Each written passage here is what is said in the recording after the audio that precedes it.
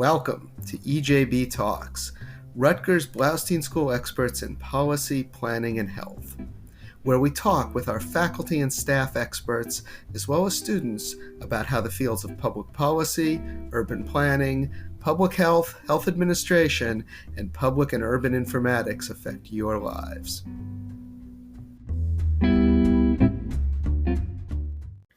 Welcome to EJB Talks.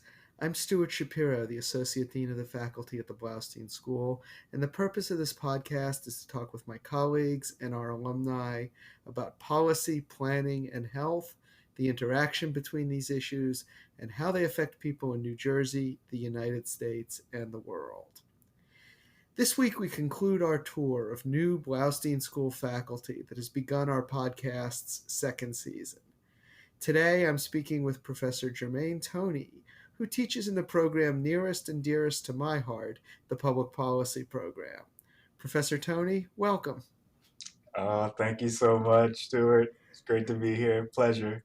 Excellent. Well, let's start. We'll talk about your research some. It looks at the wealth gap between the races, and I'd like to know how you became interested in this subject. I became interested in this subject working with mentors. Wealth is not a conventional quality of life indicator.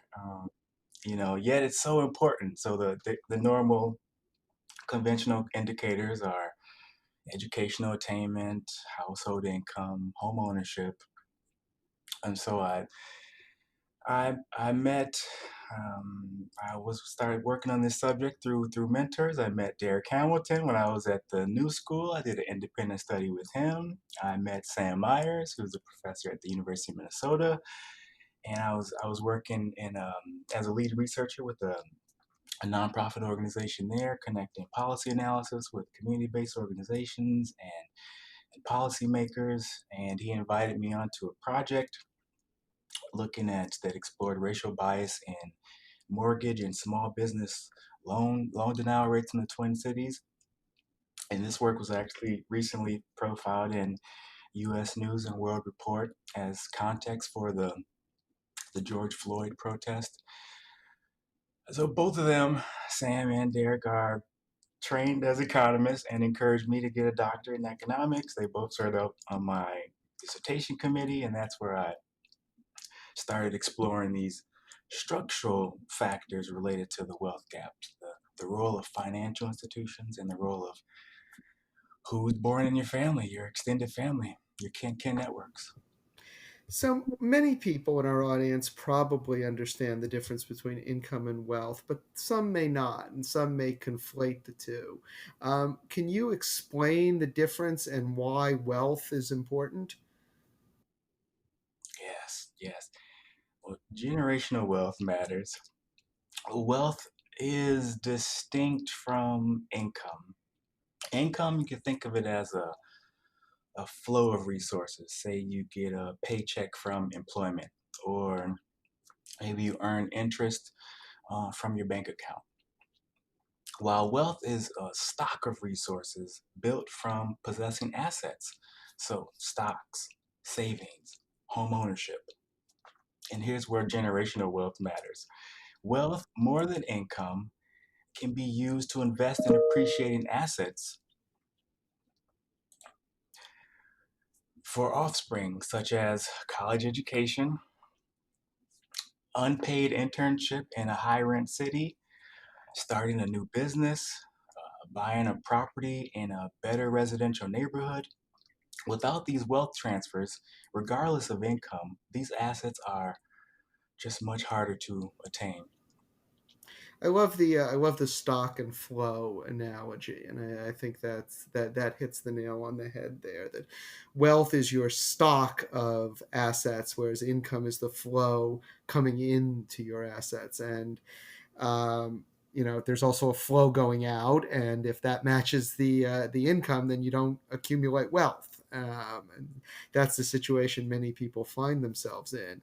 Indeed, you found a relationship of intergenerational wealth, and you've alluded to it a couple of times. How does wealth in one generation affect income and wealth in the following generation? Parental income is highly predictive of children's income. So that's the income to income transmission. There's also research that looks at the wealth of the parental generation and how that's transmitted to the adult child generation. So that's the wealth to wealth connection. Less focus is on how the income of the younger generations is influenced by the wealth of the previous generations. And here there's one study that I'm building upon, and that's that parental wealth can propel children to have income above their parents' income position. But home ownership, parental home ownership in particular, contributes to an even larger proportion of children to have income above their parents' income position. So, but the pursuit of income, pursuit of wealth accumulation may not be entirely confined to individual efforts and parents alone. So it may also depend on grandparental wealth. And this is where I'm building on previous research.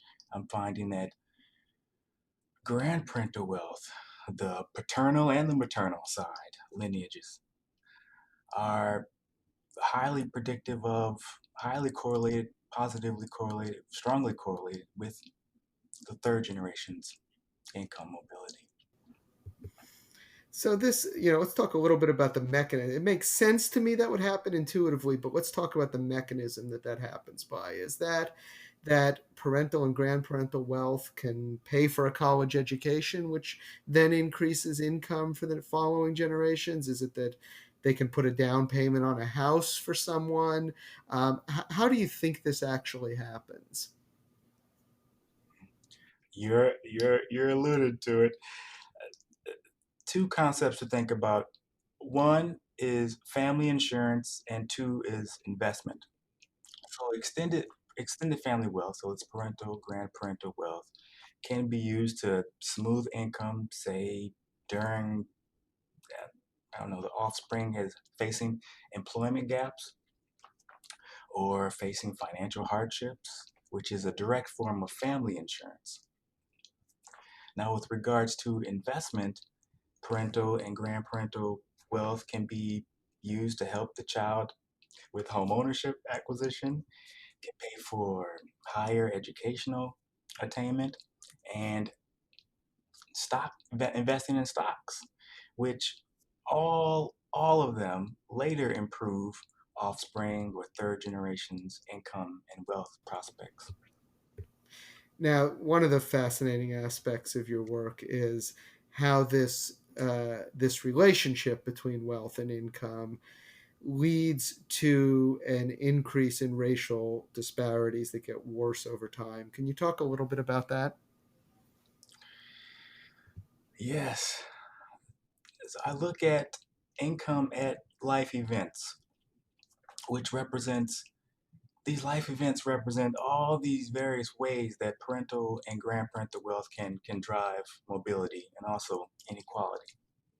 I find that a rise in median income is associated with an advancement in life events.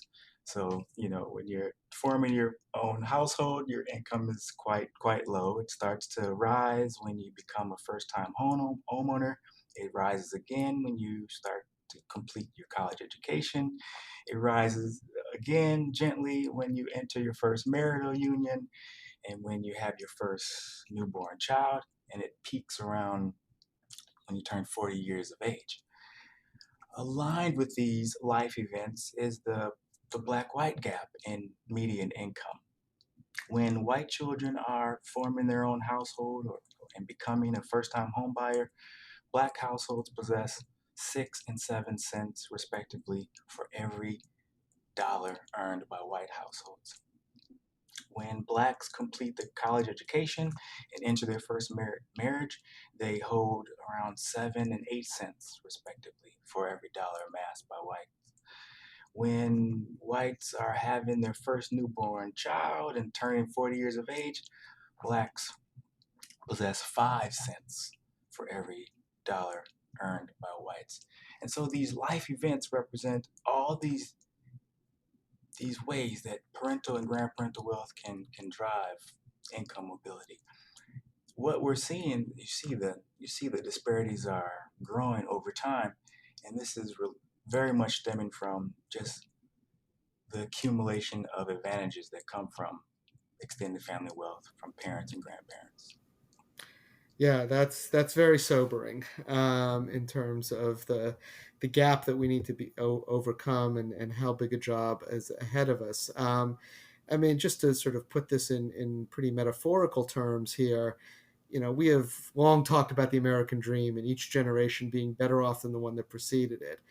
And that seems to work, you're saying, if we cross a particular wealth threshold. But if we don't, that's not true. And am I right in thinking that your work is telling us that the American dream is not true for a subsection of our population, particularly for racial minorities, because of this wealth transference? The wealth, the American dream. It's it's it seems like to be a myth. The American reality seems to be that wealth begets wealth, income begets income, wealth begets income. And so wealth is likely to be maintained across generations, which is contradicting this idea of an American dream. You can start at the bottom and work up. But if wealth, in terms of stocks, non financial assets like business, home ownership, safe asset components like a savings account, if these are maintained across generations, that leaves a limited ability to have mobility because there's just this persistence across generations. So, So let's get to the policy aspect of this. We've just lived through a summer where these inequalities have been laid bare, both by the pandemic, which has hit minority households much harder than it has hit white households, and through the George Floyd protests, where we see that racial minorities are being treated differently. If you didn't know it already, and you probably should have, it become even clearer this summer, the distinction there. And clearly, part of this is due to this really difficult problem of wealth transference across generations. What do we do from a policy perspective? What kind of policies can we look at to deal with these problems?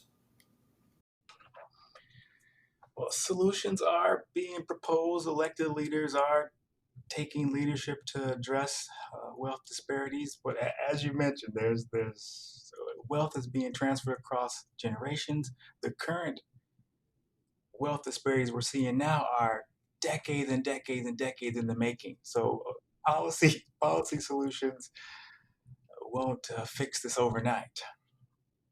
But so we're in a pandemic recession that has pulled more Americans into unemployment without regular paychecks, without health insurance, and it's pulling kids right along with them and exposing many people to financial fragility. I find that there is a solution being proposed, and that's around, it's called baby bond policies. Yeah, Cory Booker has been a leading voice for that, right? That's right. That's right. That's right. So, and Cory Booker, and then there's also been one proposed by the New Jersey governor.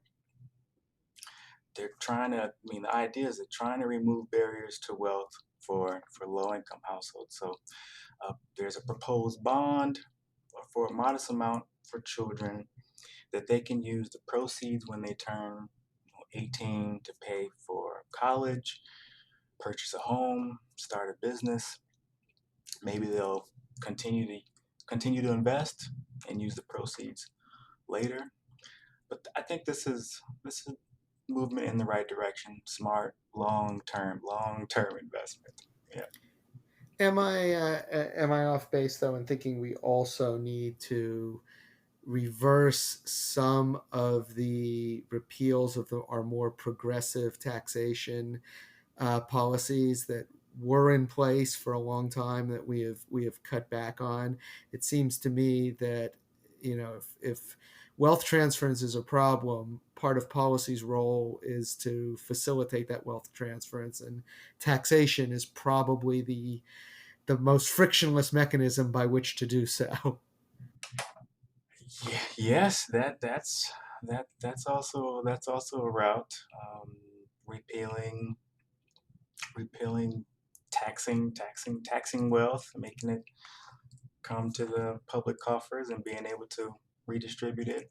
I think that's also an important route. There's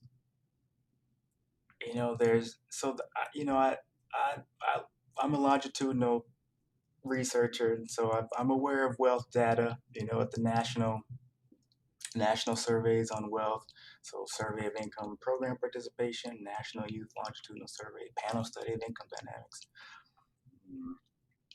But specific data collected on like a New Jersey residents or Minnesota residents. There's some gaps there, um, and so there's probably more room for collecting wealth data on particular segments of the population by state. And so if we're trying to fix wealth disparities, I think it'd be important to actually collect data, observe it, so we can see the disparities.